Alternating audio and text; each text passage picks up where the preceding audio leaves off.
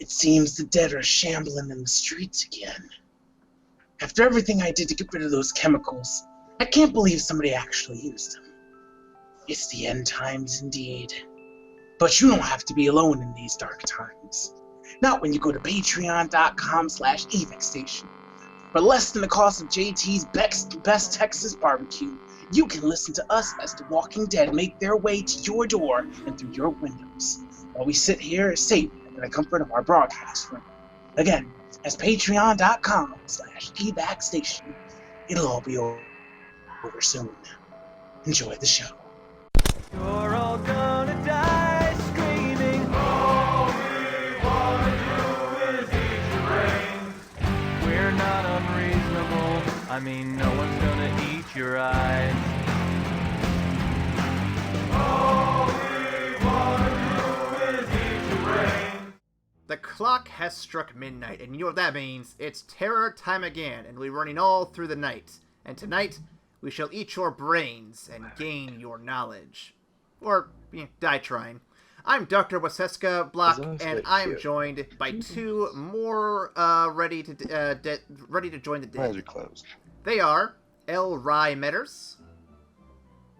I never miss. And Lieutenant Beau Dune. I want your balls. Damn it.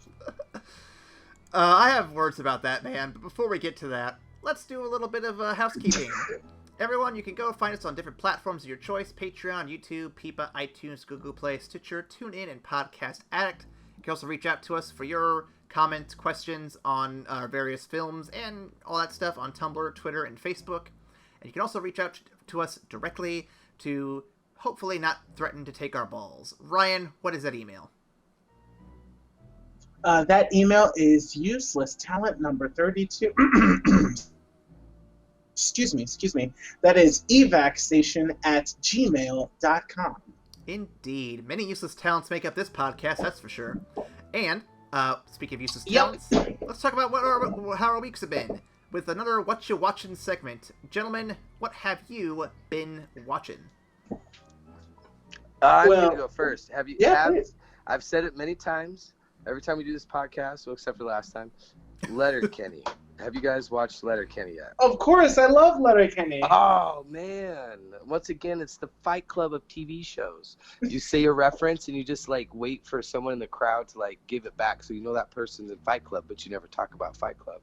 I keep rewatching this show, and it's I have 3 shows I watch: Arrested Development, Community, Don't Tell Anyone, my guilty pleasure, Gilmore Girls. But then the 4th one is Don't Judge. You got to have a balance, man. But Letterkenny is quickly rising on that show of just, I keep watching, and it's just layers and layers of comedy.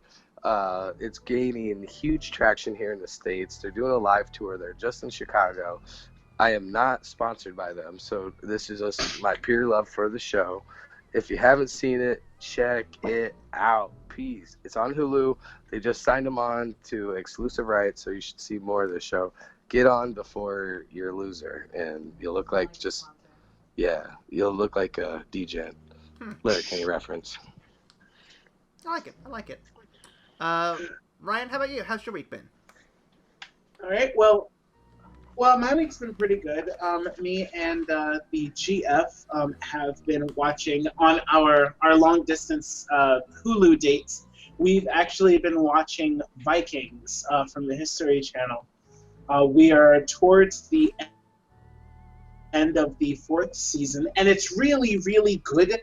It's a very interesting show in that the story in and of itself is well written, but it doesn't conform to the trappings of a story. There are some things in the plot where I would have done it differently for the sake of the story, but you can tell that it really bends over backwards to keep things historically accurate as possible. And not everything that happens in real life is written as well written as a plot. So it's really, really cool to see, but it's very well acted. It's very historically accurate. And when you get to see like Vikings like constantly engaging in warfare, and you get to see like the changing of technology and the impact that it has across the battlefield, because like all it takes is one technological advancement, and then all of a sudden like 100 people are dead because it's a trick that they've never seen before. And I think that's really, really well done in the show as well. So I highly recommend you guys to give it a shot if you are interested in seeing it. It's really well acted. It's a great show. I highly recommend that. Gotcha. I got a quick one here this week. So once again, I've been going through my video game backlog, but this time it's a zombie video game, so it's actually super topical. I started playing a game I got on sale for $10. Last of Us Remastered on the PS4. Man, I keep needing to play it. It's such a good It's such a good game. I almost said it's a good movie because it's a fucking movie, but it's really, really good. It's kind of a movie if you really look at it. Yeah. For those who don't know, it's a game where you play basically a dad who is trying to get his surrogate daughter across the fungus zombie filled landscape, as well as getting away from like various like psychopaths, because she may be the cure for the zombie infection that plagues the world. And it's kind of a good story, good gameplay. It's a lot of fun. I've really enjoyed it. I am currently in the final like area, so I'm almost done with it. It's a really short game too. Oh my god! Okay. Well, I personally didn't find it short, but I think it's because I'm not really one for like survival horror games, and like I have a hard time getting through that shit. But I think the story is honestly one of the best that I've encountered in a video game. Like the story is art in my honest opinion, and you haven't gotten to the end of it, Aaron. But when you get there, oh man, when you get to the end, I will say nothing else, but it's fantastic. I can't wait to hear what you think about it when you finish. I still think you guys are messing with me every time we do this. Every time we do, it's not what you're playing. I almost did a video game just for you. I almost did a video game just for you. That's what you playing. We're doing what you watching. See, right, but if I went with solely what you're watching, I'd have to talk about Friends because we're rewatching that while we're doing stuff around the house. And that's fine. This is a no judgment zone. We're not going to judge you on it. Well, I guess I'm judging you on the Well, it's not really a judgment that I'm worried about. It's just I have nothing to really say about it. It's just, popcorn shows. That's all it is. Hey, Friends is timeless, bro. We could talk about that all day. It's got its moments. Fact, it's just not follow my thing. me on Beau's side podcast, Friends. Does anyone break down Friends? That's got to be a podcast, It's right? probably a podcast. Is there much to break down? Yeah, no. Anyway. And there's a ton of podcasts already doing it. There's probably like a 5-part podcast about whether or not they were actually on a break. Because what I'm going to get into, and maybe you guys will like this, if we're going to go into what you're watching / playing, my son, who is a huge Dragon Ball Z fan right now, he's been taken, like, in the practice mode, you can, like, have them do certain, like, of their power moves, and he's developing his own scenes from the TV show within the video game. Oh. And then on his phone he plays the YouTube video, and as the dialogue plays, he is like almost directing the scene, because you know how you can customize your like camera shots and like certain parts of that game. So he'll do that, and like almost in the like editor's, like he has an editor's ear or eye for this, like he'll time these like video games / like combined with the actual scenes, and like they're just timed perfectly well, so you can see where he's like tracking things with his with his timing of the game and the soundtrack coming off the video, and that's been the coolest thing that I've seen. That's really cool, man. That's what game is it? I'm assuming Dragon Ball Fighter it's Z. the new Dragon Fighter Z? Ball Z. Okay. University, I think. Oh, okay. I don't know. The graphics are. It's whatever is the newest one, because I just bought it. Let me ask you I'd ask something, him, Beau. but he's asleep. Have you shown him the series, or has he seen the series Red vs. Blue? Oh, good point, man. Yeah, I've not. There's so much more content as far as like what Red versus Blue did back in the day. He's watched similar videos of that, but that'd actually be a good thing for me and him to get into together. Yeah, it's the first of its kind to do the whole video game animation machinima thing, and I think if Totally. you wanted to get into that, that'd be a good groundwork to start with, because that's way old days, man.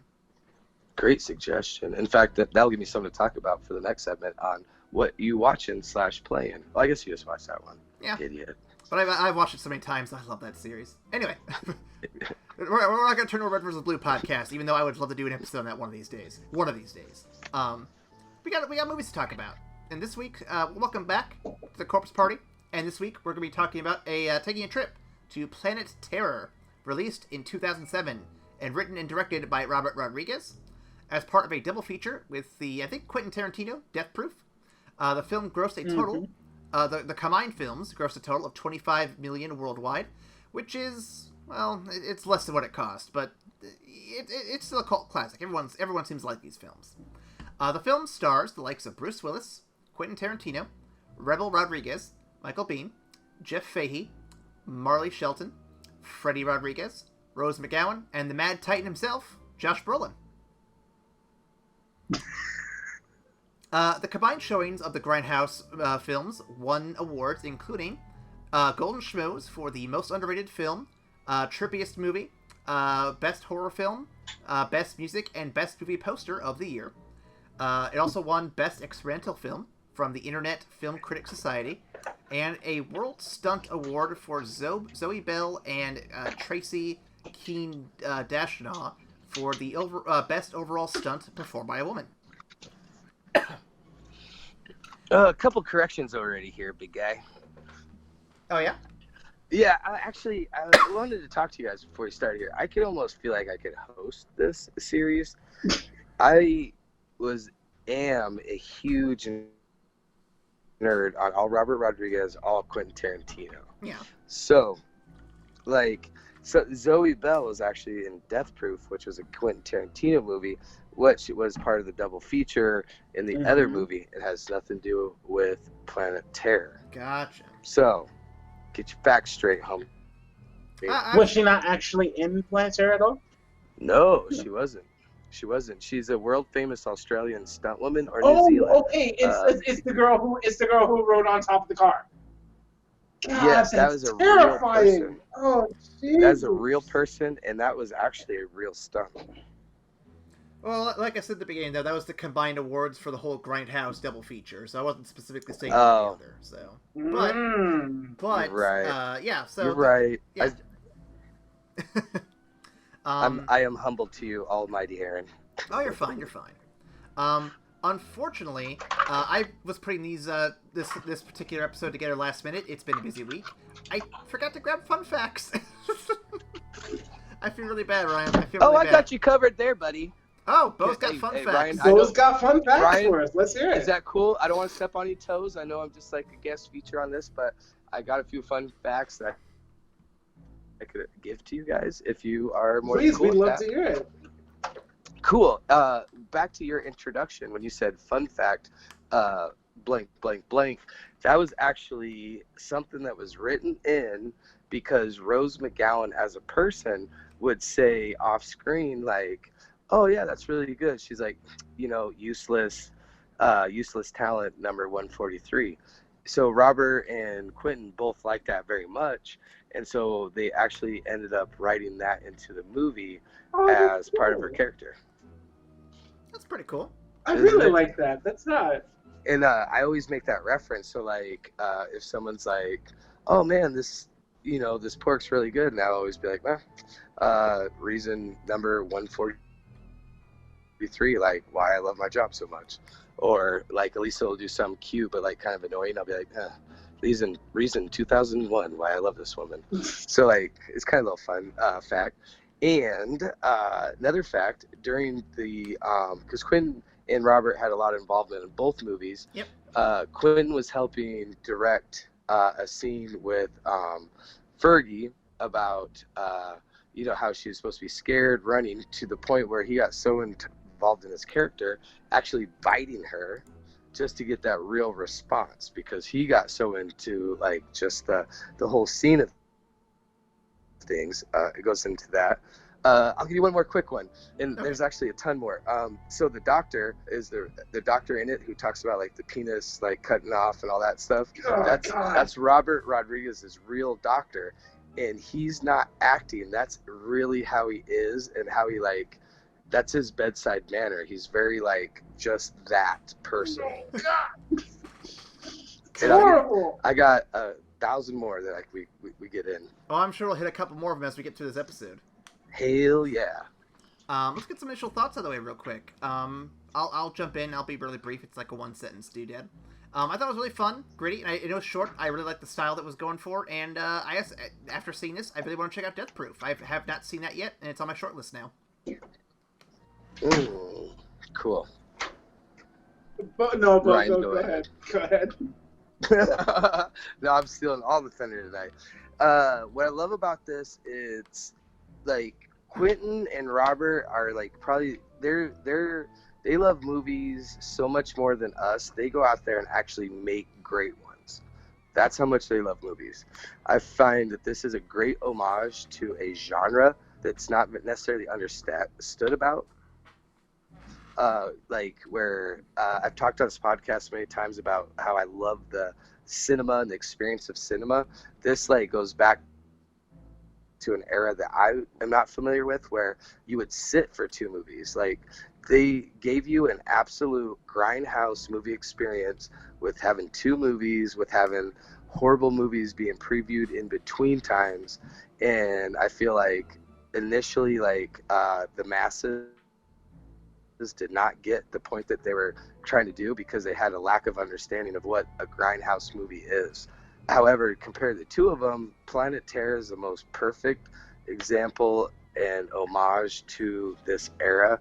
And Robert Rodriguez has made a desert island movie, which means if I was stuck on a desert island, this is one movie I'd have on my list to where I'd watch for the rest of my life. Wow. That is high praise. High praise.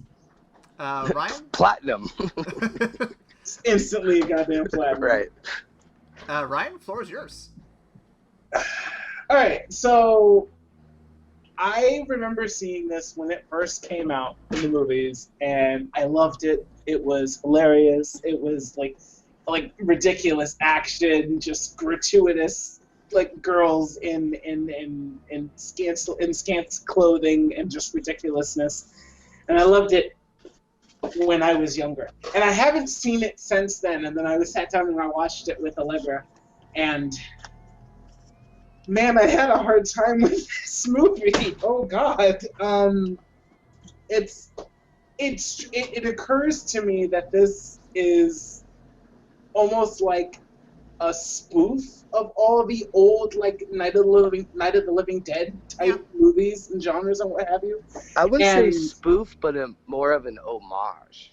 I don't know, because I feel like it's so over. I feel like it's so over the top that it's making fun of it. Sure. That was what it read to me. That like granted, I don't have a lot of experience in that genre, but it read to me like it was willfully ridiculous to the point where it's just like, we're super serious about this ridiculous ass shit, and in that we're making a statement.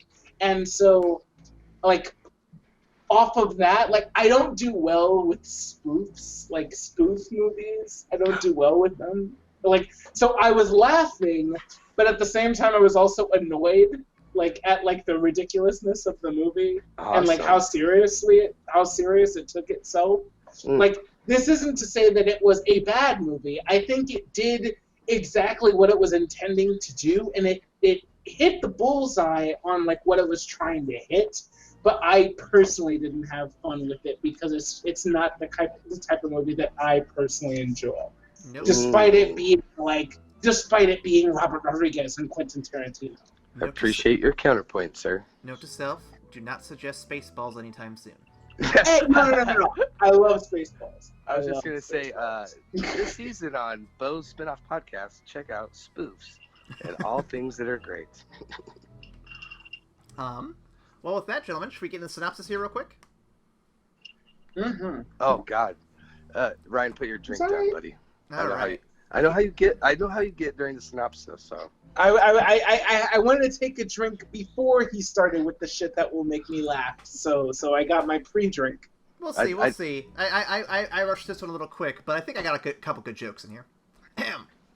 Our story begins with Cherry Darling, a dancer whose boss is kind of an ass. On her way home, she is thrown to a bunch of trash cans by several military trucks passing her by on the highway, which injures her leg, which will be important later.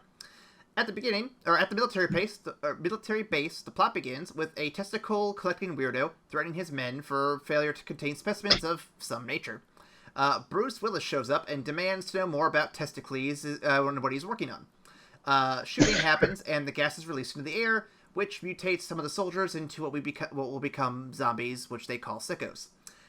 We also see Bruce Willis' face getting a little grody. That'll also be more important later. We get introduced to the rest of the cast very quickly, including a barbecue chef with a taste for blood, a gun-toting young man from Cherry's past, a Mad Doc Thanos and his cheating wife, and the police department with a hard-on for the gun-loving Ray. Ray gets Cherry to the hospital before he gets detained by cops, and shit starts getting real. People with infections start showing up at the hospital, and no one really knows how to treat them. It's kind of weird stuff going on. Symptoms are a little unusual. Doc Thanos, moments away from snapping his wife away, treats his patients with questionable methods and goes on with his plan to more or less kill his wife. Not successfully, but he tries. Ray returns to the hospital, where sickos are everywhere. He fights his way to his... Well, I wrote down wife. That was a bad call. He fights his way to Cherry, and then straps a table leg to her stump, as she has been amputated. Not quite half of her, but close enough, Doc Thanos, close enough. Everyone escapes the hospital and regroups at JT's barbecue shack. They load up guns, and they get in the cars, and they make their way to the military base after a missing reel happens. And the barbecue shack it catches fire, like it does. A wall of zombies threatens to stop them, but then Bruce Willis and his soldiers arrive to save the day. Truthfully, they just want to take everyone hostage. Like you do. A couple of military boys try to basically rape Cherry, who doesn't put up with that shit. Ray reveals he's a war veteran, and he joins up with Testicles to fight their way to Bruce Willis. Turns out the gas is a Resident Evil-style mutagen, as if we hadn't figured that out already, and Bruce Willis morphs into what's basically the final boss. Ray rescues Cherry and replaces her peg leg with a gun. They shoot their way out of the compound through all the zombies. Ray is shot by a soldier during a shootout, and tells Cherry to go to the ocean where it's safe. The rest of the group gets in a helicopter and escapes with the rest of the zombies closing in. We flash forward to Mexico 1 year later, where Cherry is now carrying a baby with her, leads the survivors in their paradise away from the zombies, sort of. The two of them against the world. Ta! Put your back against the This water. is the most ridiculous fucking movie I've ever seen. It's hard to make a ridiculous synopsis when the movie itself is already ridiculous.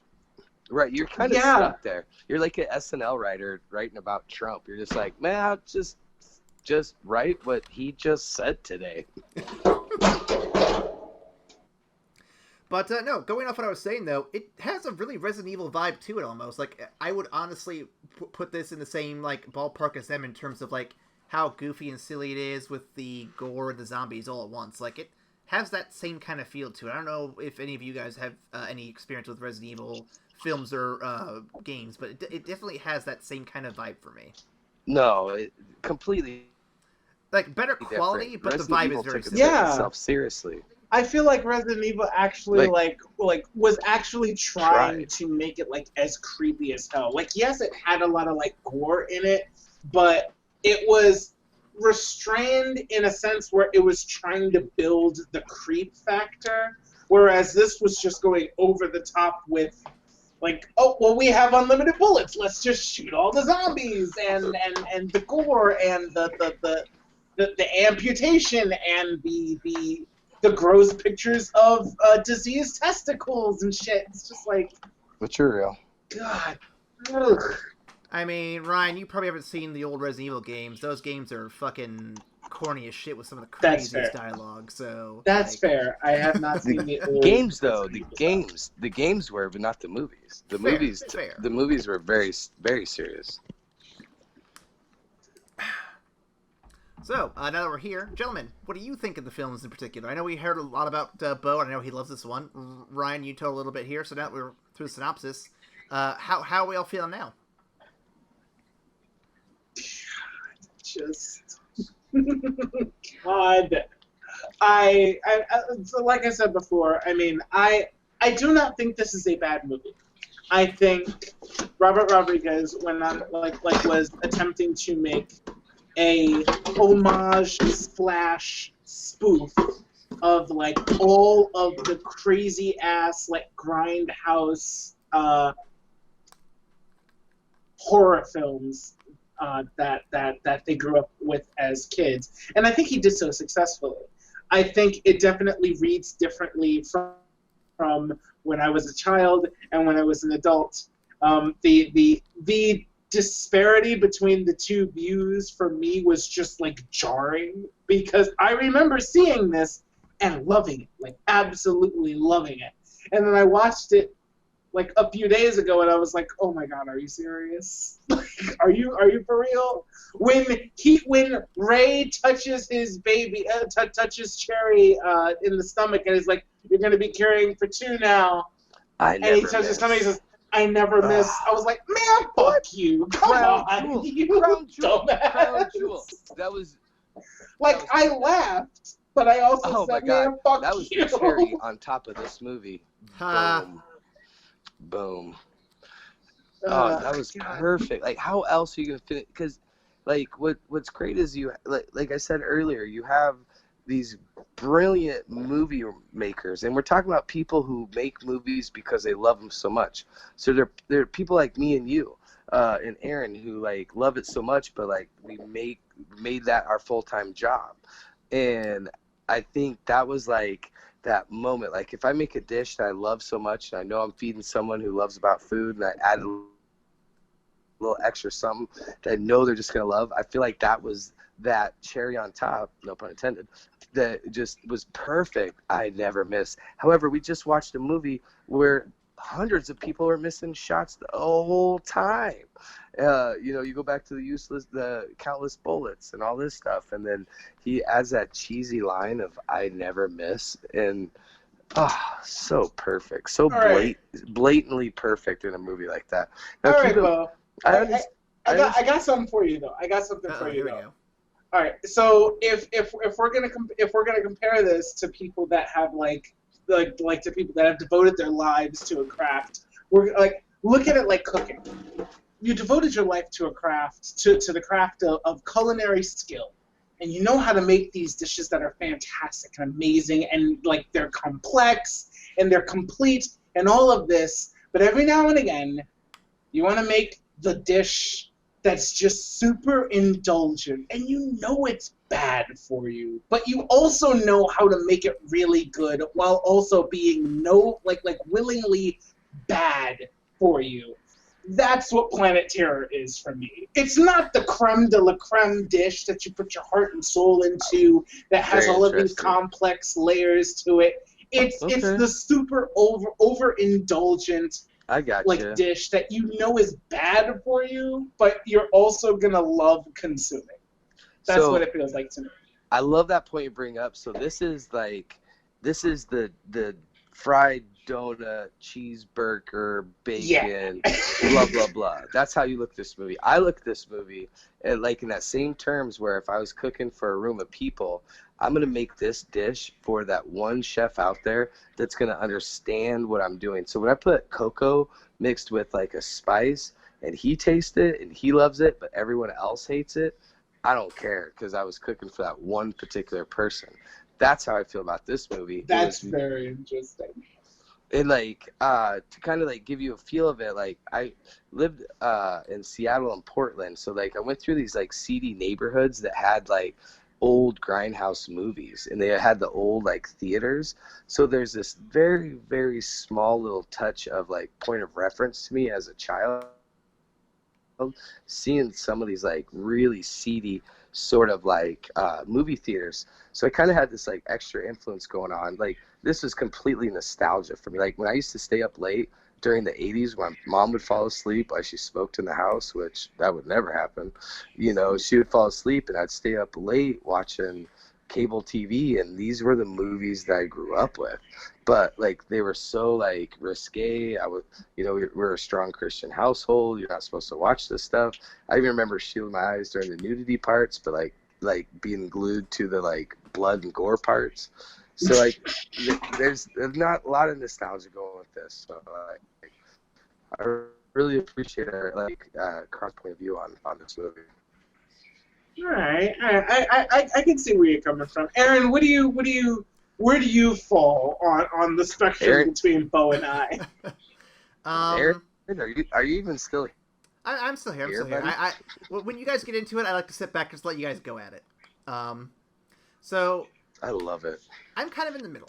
I'd say I probably lean towards Ryan, but I'm not saying anything bad about the film per se. I think if I saw this as the whole complete Grindhouse like double feature package, I might appreciate it more because I'm sure there's some not necessarily connected tissues to it, but I definitely feel like the two of them together are shown together for a reason. I feel like I would get more out of it if I did both. Yes. So there's that aspect to it. But comparing this to other films I've seen of Rodriguez and of Tarantino, because like you said, they both have a hand in it here. I definitely feel like I've seen better work from both of them. Tarantino especially, but I mean that's like a very poor comparison. Tarantino's like catalog is filled with really good stuff. Like comparing anything to some of his best works like Django or Hateful Eight, like those are hard things to compare yourself to. So but no, I think for the short feature with zombies that we get here, it's not bad. Like I said, I equate it to the Resident Evil video games a little bit for myself, which is good. I like the cornball, screwy nonsense with zombies, and I think there are moments here where it gets a little over the top, but nothing like that I hate completely. A little over the top. I mean, it going over the top is like half the fun of this movie. Like it is so fun, complete. Man. This movie spends this movie spends its whole runtime over the top. Oh, from start to finish, it just like from Saeed from Lost is cutting dudes' balls off. Like, what the fuck is going on? Dude? Yeah, what was that guy's deal exactly? Like, they don't really dive into it much. So, like, does anyone have any idea what he was up to? Nah, super villain. So like, he just wanted your balls. That was it. I love like after like that scene, and we should probably maybe go sequential and just break this movie down scene by scene. But like, yeah, that was his fear. That's what he used to like control people. And that one dude who is from like every show from the 80s and early 90s, I swear to God, that guy, whoever the balls they chop off, he's been in like everything in the 90s. Like he was in every Steven Seagal movie. He played a bad guy, drug dealer. But I think, you know, that was his edge. But at the end of the day, he really loved his balls because of the fact if you, like it, when you see after it breaks, he like stuffs them in his pockets because he's like, dude, if I can just have a couple of these, I'll just start over fresh. I got a couple of them. He's going to grab them. He's going to move on with the rest of his life. He's going to move to the mountains of Montana and start another life with his balls and collection of. So to step away from the balls conversation, I think going back to what you said about seeing it as a double feature, I definitely think seeing it right on the heels of Death Proof makes sense. Death Proof is definitely more of a Tarantino film. Like totally. when you watch it, like you can feel like is Tarantino.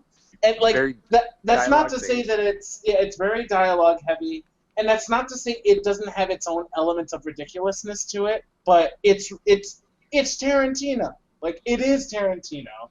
Whereas Robert Rodriguez, I feel like his focus, like from the body of work that I've seen him do, is more on the visual and the visceral. When I think of Robert Rodriguez, I always go automatically to From Dusk Till Dawn. And you Okay. can see Tarantino's like influence in the dialogue, but I mean the visual style of the movie is all Robert Rodriguez, and that's what I equate to his style. So you also when you know that Robert Rodriguez had a hand in the original Sin City.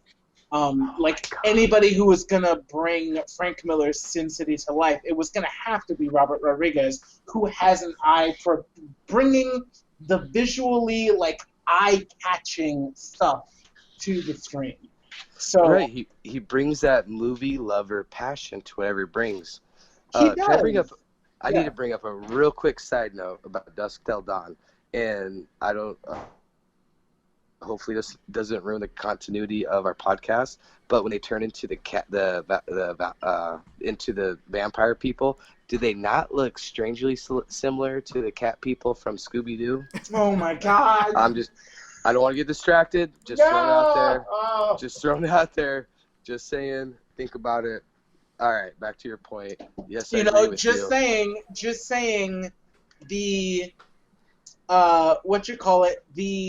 the ruins that the titty twister is built on top of in From Dusk Till Dawn, it does look an awful lot like the ruins that they end up colonizing at the end of Planet Terror. Just Wow. Actually, Wow. so when I was looking up discussion questions for this, there is I a would theory out there that connects several films to this movie. Death Proof, Kill Bill, and From Dusk Till Dawn have been have Big been time. debated as a connected like universe of films, so to speak. I have not seen all of them, so Apple I can't cigarettes verify this. So I'd love to hear your guys' input. Apple cigarettes is like one Yeah. thing that you see that that's common. Jeez, I'm kind of on the spot here, and I guess if I was more prepared, I would know this. But there's definitely like a lot of like underlying references to each and every movie. Like more specifically, Death Proof during a couple of the dialogue scenes relates a lot to other scenes in Quentin's movies. As far as like Planet Terror reference, I don't think you see a lot because of a point that Ryan brought up. Each one of Robert's movies are significantly different in sort of the genre that it is. Like you see the series of El Mariachi and all that kind of has its own theme, but each movie, Mariachi. Yes. El Mariachi, Yes. so good, right? And Antonio so, Banderas. and what's great is though Robert Rodriguez, once again, like I think he has even more of a passion for movies because of the fact that he lives in the middle of nowhere. So the story of Fergie breaking down and grabbing the gas can after the deer hits a deer, blah, blah, blah. The producer of this movie was driving out to Robert Rodriguez's house in the middle of Texas, right? Mm-hmm. And he lives in the middle of nowhere, and that happened. He hit a deer, blah, blah, blah. They tell the story, but then the imagination of Robert takes over, and he puts this into his movie. You know, it kind of furthering the example of here's an absolute lover of movies, and the fact that he edits his own scenes, he does the soundtrack to his own scenes. Oh, let's get off on the soundtrack. Holy shit. Sexy, steamy, like exactly what you want in this type of movie. Mm-hmm. And he created all of that. So here's this head of his in his own little world, just developing these stories, and they just filtered into this awesome catacomb of a really great grindhouse situation. Well, I want to springboard off that real quick. So there's one thing I noticed in the film, and I don't know if anyone else caught it. So it has the old film reel distortions, like the scratches and the color changing and everything. I felt like there were moments where the effects of that were done intentionally in a certain way to draw attention to certain parts of the frame or to kind of emphasize certain tones or feelings. But I couldn't quite nail down exactly what they were trying to do in certain ones. Like, there's one early on where there's more, like, black scratches on the screen near, like, one of the quote-unquote bad guys. And I thought to myself, are they trying to like make it look like he's more evil and terrifying? But they never really bring that back later on when more bad guys show up. So I'm like, okay, maybe I was just misinterpreting it or something. But I feel like there's something there. No, you're totally right. And like the one fact that I've learned about this one and rewatching it this time, I was looking for more clues. But one I do have confirmed is every time they talk about chopping or make a chop motion with their hands, there's a blatant like hard chop to the scene or to the screen. And so rewatching it last night, I started noticing certain little like scene flares, and I was trying to like make note like what was going on at the time to see if there's any correlation. But I'd be very interested to see if there's any sort of like more references. So I guess if there's anyone out there that has any more information, please comment on. Am I doing that right, guys? Maybe Aaron, you should do that. If anyone has more comments, let us know about that. Leave them down below. We'd love to hear your thoughts on it. Yeah, do the thing. You make it sound so much better than I do. Oh, I've been at this for almost 100 podcasts, so.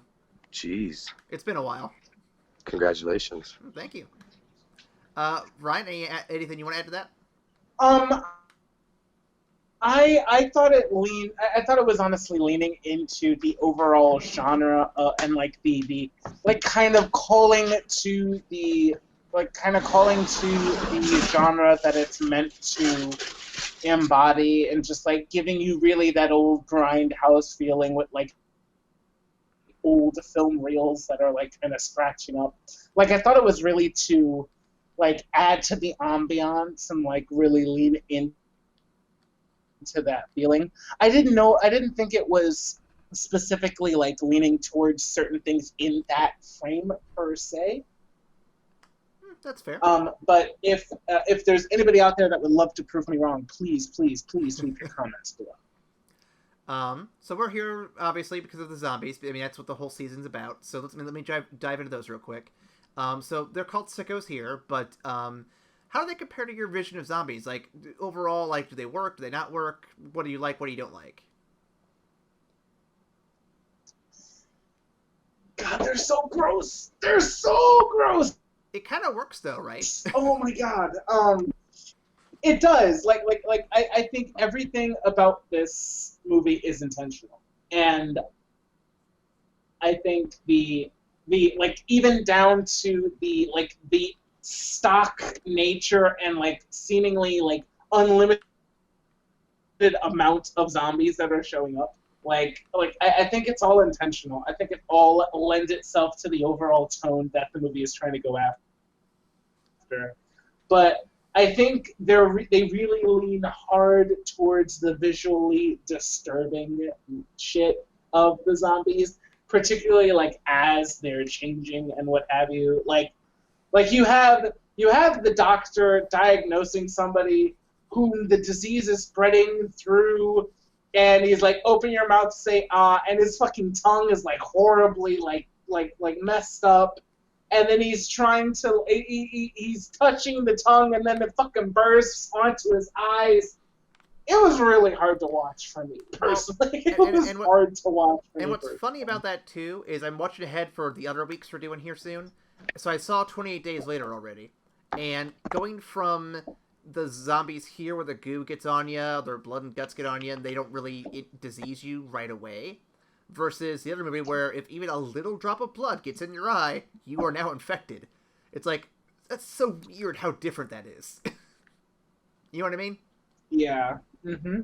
I mean, I think because the like, if I'm going to give this movie more credit than it's worth, if I'm going to give this movie more credit towards like the thinking that went into it, the pathogen that's changing everybody is airborne, so you wouldn't really need anybody's like blood or like guts to like actually get infected. Oh, I know.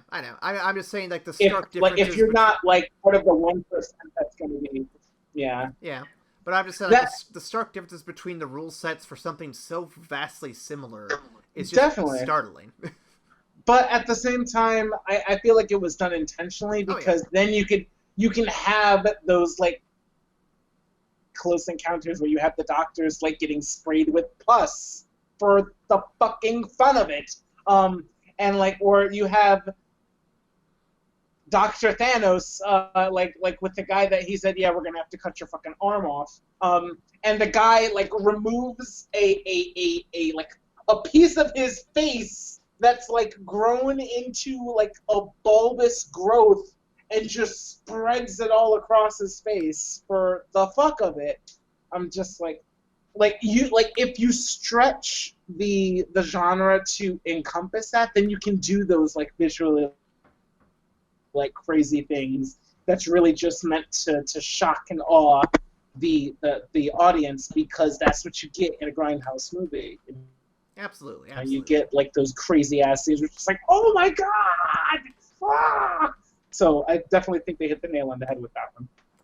Jumping real quick here. Let's see. So the next question I got here real fast, and I got a couple more here. So the missing scene that hides the sex scene, I mean, I get that's what it's for. But then there's that fire that just breaks out and burns. It was too hot. Yeah, like, what happened there exactly? Any theories in that one? The reel was too hot. That's the only thing I've got. Like, the reel was too hot, like so it set the barbecue place on fire. I think this is a great example of like where, let's go back to the cooking thing, where for me this is a movie for the cooks, where for Ryan this movie was a movie for the overindulgent customer.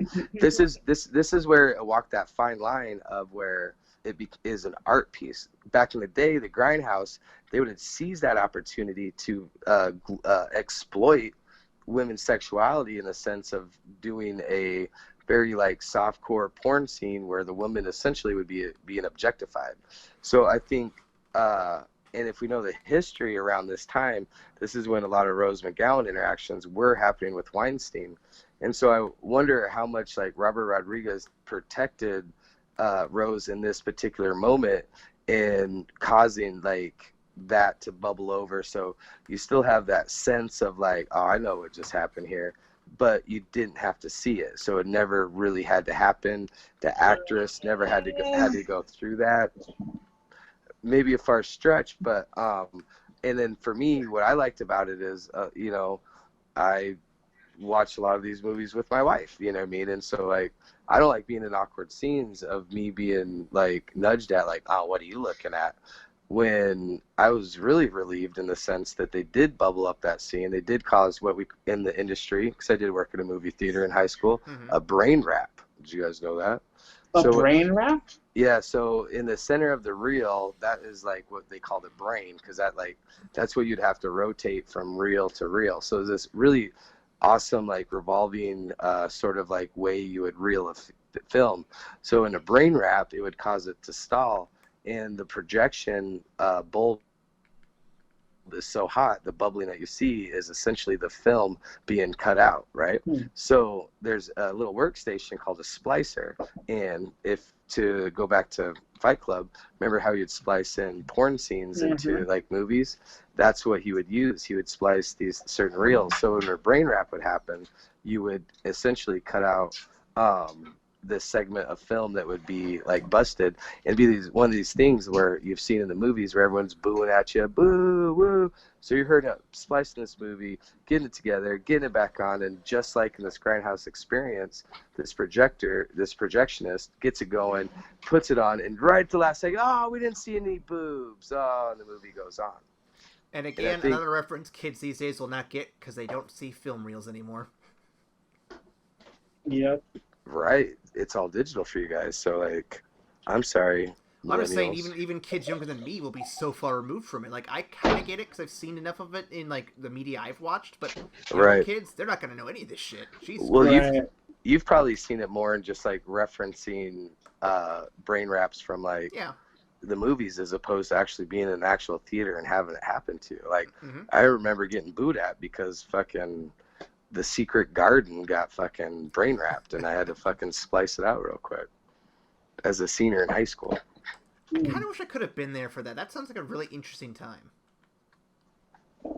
Well, this all goes into like where I talk about being like that cinematic experience. Like that was your babysitter. That was your Saturday afternoon, was just hanging out at the movies. Well, for a frame of reference, I worked at a movie theater for a few months when one opened up here, a new one, and I knew the guy, the technician who ran all the shows and everything.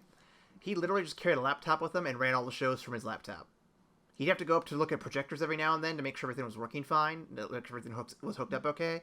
But 90% of the time, he was just down on the floor with all of us, just looking at his laptop, making sure everything was on time and everything. So things have changed drastically since then. Wow, no kidding. Yeah. Mm-hmm. Well, to counteract your point on the sex scene, like I feel like. So while I agree with the main thrust of your point, I also think that it was kind of like a nudge scene, almost like towards like the overall feeling of those scenes, because that sex scene went on a long time before it got quote unquote brain wrapped. You know what I mean? Like it went on for a good portion, and then I was like, hey, there's a missing reel. Sorry, guys. Sure. And then the thing's on fire. I definitely agree with you. I was kind of like, oh, they're all right. Like, because, you know, like from a rating standpoint, they could only take that so far also. And so it got to a certain point where we're just like, oh, what are they going to do here? How are they going to pull this off? Because I know they can't show what they're about to. Oh, okay, here we go, brain wrap.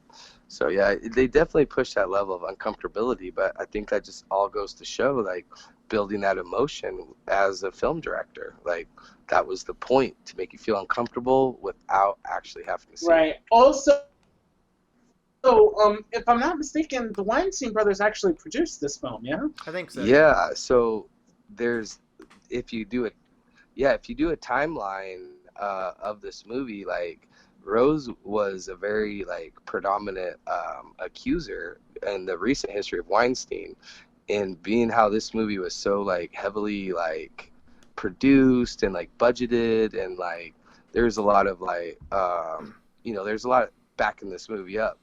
Can't help but think the stories that she talks about has to be from this era, which kind of watching this in retrospective, seeing that scene, like the brain wrap scene, really makes me question, because like Salma Hayek, actually, when she made Frida, Weinstein was the one who pushed really hardcore for this, allegedly, I guess, whatever, for a lesbian scene in the Frida Kahlo movie.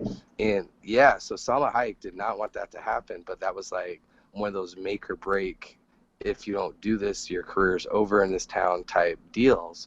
And on top of other like things that he would do to her, you know, or tried to do, right. Like that was like the one thing. He's like, all right, you know, if you're not gonna do this, you're not gonna do this. If you don't let me have this scene in this movie, then it will never happen. So It's just kind of weird to think about all these stories now. We're in the background, just all this stuff happening while these movies are being made. I had this conversation with my wife, like so many Weinstein movies that came out around this time, I'm absolutely in love with. A lot of the Quint movies, not off the top of my head, but a lot of my top 10 favorite movies come from the Weinstein production company. So like half of me is like, do I like encourage rewatching these movies, knowing what happened during the filming of these, or do you separate life from art? And I'm always of the mindset, if I may, I'm always of the mindset that you can enjoy good art regardless of who made it. It doesn't mean you have to respect the artist at all, because some artists are trash. Like, for example, I love the manga series, it's a Japanese comic series, Rurouni Kenshin. But the artist who made it is a very well-known pedophile in Japan who's recently come out with that information. And I can definitely say that I still enjoy the original comics and artwork because it looks great, it feels great, it's all good stuff. I will never give that man another $1 because, good Lord, he does not deserve it. Right. It's kind of the Michael Jackson theory after you hear, you know, some very, like, controversial, like, facts about him. You know, with the Finding Neverland, like, do we still listen to his music because we love his music? You know, do we still listen to Kanye even though he loves Trump? You know, like, how... Yeah. How does that work? There's a line. It's really hard to determine. It's really kind of a case by case, I think, for most people. Right. Like the Michael Jackson thing you said, for example. Even The Simpsons pulled their episode of Michael Jackson from their show, which I think is interesting considering A, he's not actually credited in the episode, and B, the whole gimmick of the episode is that really Michael Jackson? So, like, I don't know. It's a weird line that I'm surprised that they went for. So. Well, especially because he's dead and he can't defend himself. So that's like another like kind of like hard thing to swallow. But we all kind of assumed, you know, so are they just backing this up, or is this just an opportunity to make more money off of someone's name? Yeah. So, but the difference between like in him and like in Kanye West, I guess, in my opinion, is one, there's victims where Kanye West is just spouting off crazy. But still making bomb-ass music, just saying. Ryan, how do you feel about this one? I mean, shit. Like, it's... I'm actually looking up, like, Google, like, articles while this is going on, because I haven't read too much into the accusations and whatnot, but I mean, I know they were big a little while ago. Well, yeah, it's what pushed the whole Me Too movement in the first place. Right. Right. It was Rose McGowan was one of the biggest advocate of the Me Too movement. Yeah. And based on Harvey Weinstein. Well, the arguments I've seen, and I don't agree with them, but the arguments I've seen is that, well, everyone knew this was happening in Hollywood, so it's not that big a deal. But it's like, no, it's still a big deal. You all just need to step up and realize that you all can do better. That's the issue that should be happening here. That we should be talking about here. This got very heavy, so I'm going to switch gears here real quick. I don't know how I'm going to switch gears because all the questions I have left are really weird. Like, for example, the scene where Tony shoots himself, like, what was that about? Like, was he just doing a dumb kid thing? Was it a deliberate choice? Oh, fuck! Yeah. So it seems like this that make me feel like this is actually like an actual fucking satire of the genre. Because how many times in like crazy ass like movies do you arm kids and they like manage to like save their moms with a shot like that, like for the zombie that's about to get her, and oh my god, her son saved her, when 9 times out of 10 you give a kid a gun, he's gonna fucking shoot himself in the face because he's a child and doesn't know how to deal with the fucking weapon like that. So I think like it seems like that really make me feel like this is actively making fun of the genre while trying to be as serious as possible. Side note, that was his son he directed in that scene. Really? Yes, that's his fucking kid. In fact, that kid, based on his imagination and dreams, he's basically the creator of Shark Boy and Lava Girl. Oh yeah, I forgot. Robert Rodriguez did all the Spy Kids movies, didn't he? Good times. But how intense of a fucking film day is that? Like, all right, hey son, you're gonna have to act like you shoot yourself in the face today. All right, son, do me proud. Shoot yourself in the fucking face. That's basically what I'm getting there. There's a dream you had, so. Yep. That's really all I've got for questions at this point. We actually had some really interesting conversations there. A little bit of tangential stuff going on, but not bad, not bad. I'm going to switch this over real quick, unless anyone has anything else they want to add to the mailbag. Do you gentlemen agree? No, I'm good, yeah. All right. I'm agreed. So, if anyone wants to contact us directly to tell us your theories on connected universes or any other Quentin Tarantino, Robert Rodriguez stuff, please let us know down below. Or you can go to our Twitter, Facebook, or Tumblr pages, leave comments there. And as always, you can always email us directly. Ryan, what is that email? That email is, I also want your balls. Excuse me. That's evacstation@gmail.com. Please note, we do not actually want your balls. Please do not send us your balls. Please do However, on my side podcast, I would love your balls. Okay, Beau is accepting all ball donations. So if you want to send your balls, then... Send dick pics and balls to Beau. He'll take them. Like, balls on the chin's my limit. No balls on the chin. Because y'all know what that means. Oh my god. Okay, so we're at the hour mark, so we're going to go ahead and jump straight into the closing out, reviewing the film and everything. So, gentlemen, we're back at our scale of bucket or fuck it. With this film, what do you guys say? Do you really want me to evaluate that? Well, you go first, because I'm still on the fence. I got to hear arguments. Guys, come on. All this talk about this movie is just gonna make me watch it again. I'll probably watch Death Proof, and I'll go back in that little rabbit hole. Huge fan of the genre, huge fan of the filmmaker and the production, everything that goes into this. Like, this is obviously a bucket because I would fuck it movie. Yeah, I like it. I like that. I can jump in real quick, Ryan, if you're undecided Please. still. So I'm going over the list of other films that Robert Rodriguez has done. I'm ignoring Quentin Tarantino because this is technically got Robert Rodriguez's name as director, so I'm going to focus more on him, just for the sake of fairness. And going over the stuff he's done before, seen other movies he's put together, I definitely think this is on the upper end of the spectrum. This is definitely near the top, or of the ones I've seen, near the top of his list. And I gotta say, it's still fun. It's goofy and cheesy, and definitely not a movie that I would say I'm gonna come back to time and time again. But I'm not gonna turn the channel if I ever see it come on, because it's a fun time regardless. So I will say a light bucket for me. Nice. Would you call that a partial film bucket? I'd say half full. Half full Nice. bucket. I think I ultimately agree with both of you. And the reason is because while the movie is not really to my particular taste, there is a lot of thought that I feel has gone into this movie. I mean, like Beau said time and time again, it is like there are two master filmmakers who have spent their lifetimes devoted to this art form and growing up with these movies to make an homage / satire of the shit that they grew up loving as a kid.